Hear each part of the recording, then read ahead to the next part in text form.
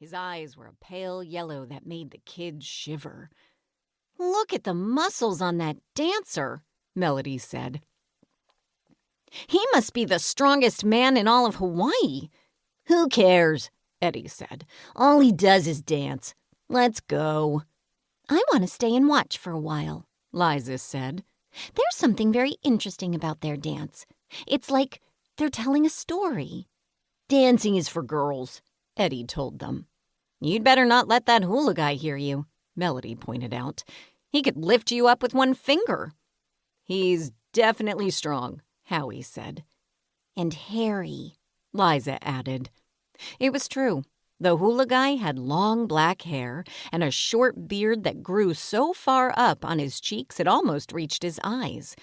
His eyebrows were so bushy they met over his nose. He even wore a grass skirt and a huge belt that was made of brown and black hair tied around his waist.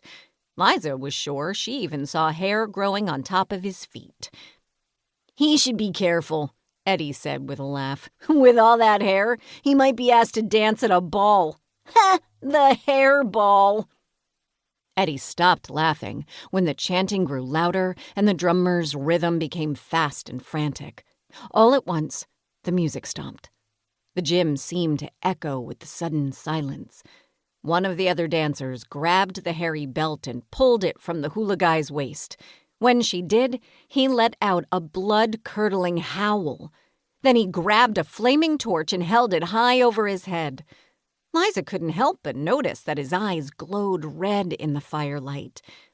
Then, without even blinking, the hula guy swallowed the fire. Chapter 3. Legend. "We can't leave now," Eddie hissed. "It's just getting good. Maybe he'll teach me how to eat fire." "We have to go," Howie said, pulling Eddie from the gym. "We need to do research for our report about Hawaii." "You always know how to spoil a good time," Eddie griped. But he followed Howie, Liza, and Melody to the school's library. As soon as they got there, Howie used the computer to look up a book about Hawaiian folklore. Melody looked in the encyclopedia to learn about Hawaii's plants and animals. Liza searched the shelves for a book about hula dancing. Eddie didn't care about any of that stuff. He wanted to find a book about fire eating. They piled their books on a table and sat down to read. "Aren't they beautiful?" Liza said, pointing to a picture of hula dancers. "They look just like the dancers in the gym." "Maybe we can learn how to hula dance," Melody suggested. "Dancing is stupid," Eddie said. "All you do is wiggle your body. What's so hard about that?" Eddie stood up and wiggled his behind until the librarian glared at him. He slid into his seat and acted like he was reading until she looked away. "Dancing the hula isn't that easy," Liza said. "According to this book, all the body movements of hula dancing are meant to tell a story." "The only stories I'm interested in are about monsters and soccer," Eddie told her. "The last thing I want to hear is a story about dancing." Liza showed Eddie a picture in her book. "But there are hula stories about warriors and chiefs," she said.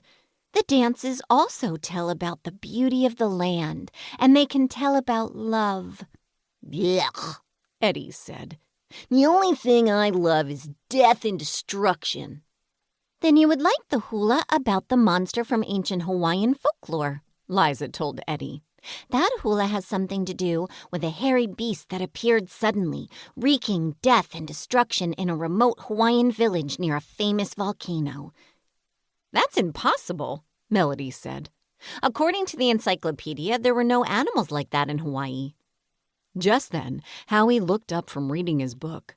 His face was pale, and his voice shook when he spoke.